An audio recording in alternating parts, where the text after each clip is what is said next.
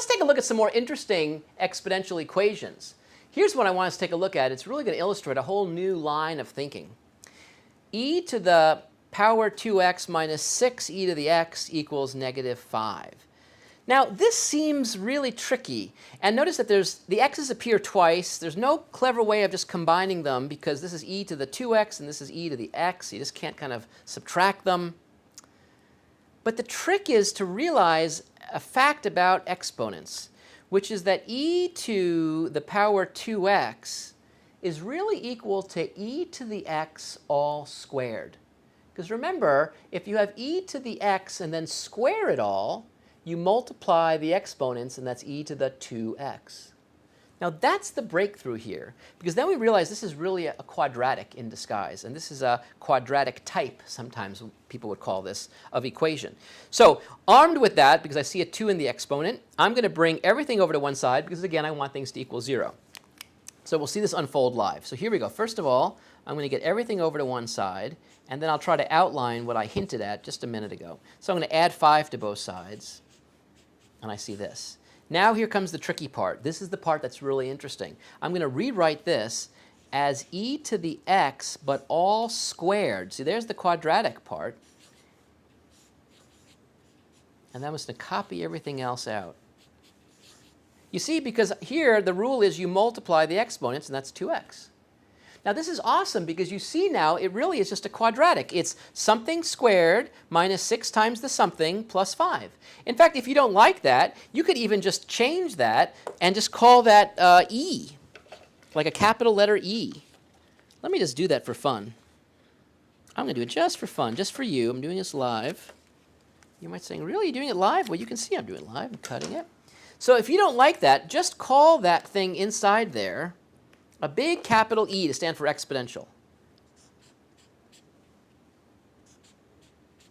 And then at the end, remember that E actually equals little e to the x. Now, what happens if we try this? Well, now it's just a good old-fashioned quadratic that we've thought about tons and tons of times. Let's see if we can factor it. Let's hope so. Oh boy, I hope so. I hope so. Well, I'm going to have an E and an E. This tells me the signs are going to be the same, and this tells me they're going to both be negative. Two numbers that multiply to give positive 5, but add to give negative 6. That's easy. It's just 5 and 1, right? Negative 5e, negative 1e is negative 6e, and negative 5 times negative 1 is 5. Great. So therefore, I immediately see that I get two solutions. Either this equals 0, which means e equals 5, or this equals 0, which means e equals 1. Well, you might say, oh, great, we're done. The answer is 5 and 1. No, because that's e, and the original question was in terms of x. So you have to remember now what the e was. That capital E was a placeholder for none other than e to the x. So now I'm going to plug that back in here, and I'm going to see that the e is really e to the x, and that equals 5. And this is saying e to the x equals 1. So now I've got to solve these little exponential equations. And the best way to solve an exponential is take the log of both sides, because a log kind of kills an exponent. And when I take the log of e to the x, I just get x.